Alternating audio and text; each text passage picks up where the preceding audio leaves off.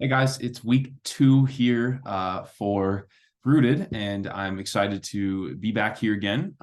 Hopefully, the first week went well for you. I know it can be awkward at times. There's usually a group full of people that didn't know each other very well prior.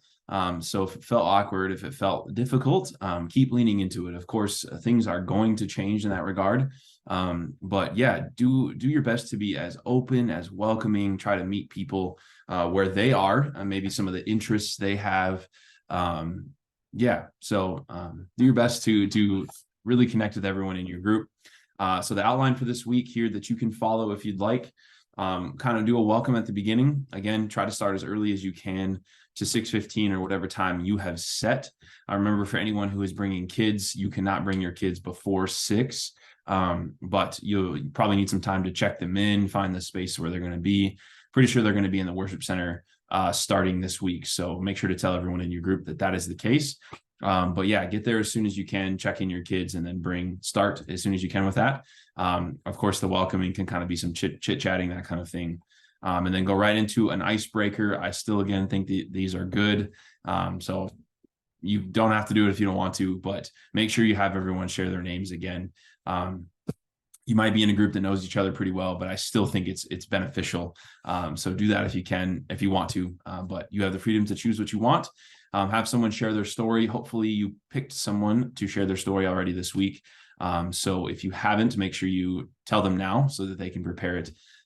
Take some notes on that. I think it's beneficial for you as a leader to take some notes, and then make sure you ask them if they're willing to receive questions afterwards, and then pick a new person to share their story for next week if you haven't set up a schedule already. Then go into the introduction questions, talk through pages 16 through 18. That was the reading for week 1. So if you had them read that, which hopefully you did, have them read it, and then just ask what stuck out to you. Do you see Rooted in a new way now that you've read this? Because it kind of gives some background into Rooted and why we do what we do within it. So then going into the introduction questions, you can ask the question, what was a lie you told as a kid? And then what happened? Or you can say, what was a lie you were told as a kid?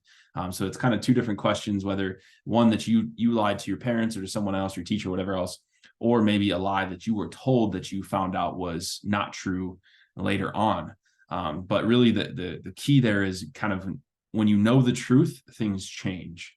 Or when other people know the truth, things change. So that's kind of where we're trying to get people into this idea of God, and knowing the truth or coming to understand more about who he is. It changes things for us. So that's where you're trying to get to with the introduction questions. Then going right into the discussion. This will be the first time you're leading the discussion for Rooted. So again, this week, there's so much rich material that I don't think you should have an issue with having people talk. But again, some keys here. If people don't answer right away, you can begin just kind of saying, like, even up front before you start the discussion, just say, we really want everyone to talk during this time.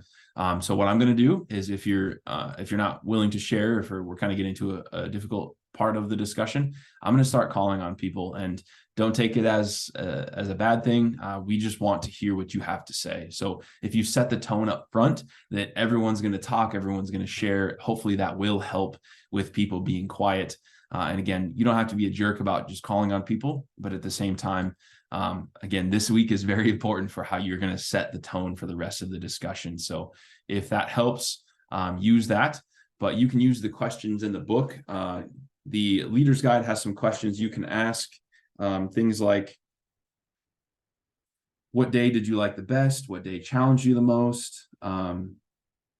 What challenged you, impacted you from your reading and your journaling this week? You can go day by day. On page 29, there's a listing of all the questions that they had to answer for that week. So you can pick that, or you could just go day by day and say what stuck out to you.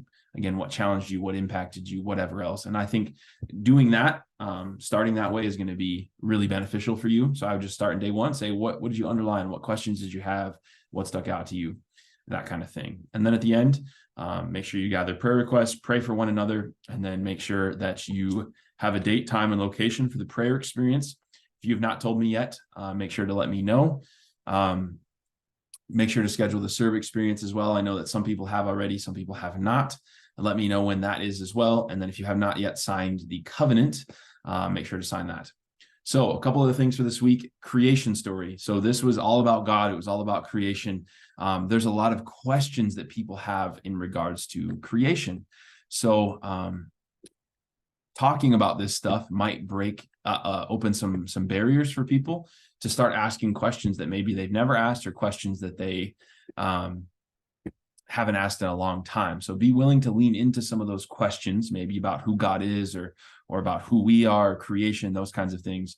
But also be willing to know when you have to move on, or when a question is inappropriate to be asked, and those kind of things. I don't see this being too big of an issue, but this is the week that typically people will bring questions that are just very large questions, and you're just unable to answer. So if someone asks a question that you're like, that's a really good question, you can say, hey, what does everyone else think?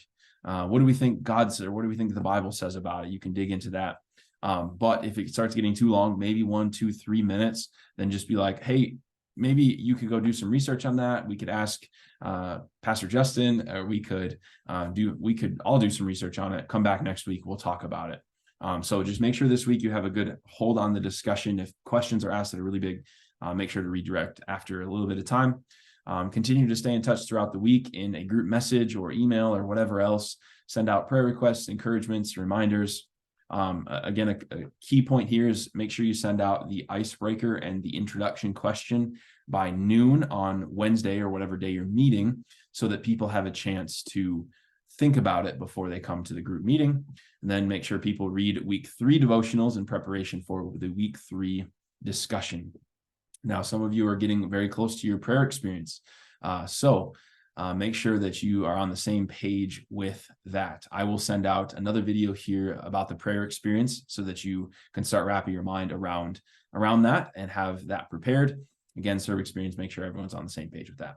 October 1st, at this point, we're still planning to have a large group session. I'll have a meal that night, so you can still put that on a future date. And then November 19th is our celebration.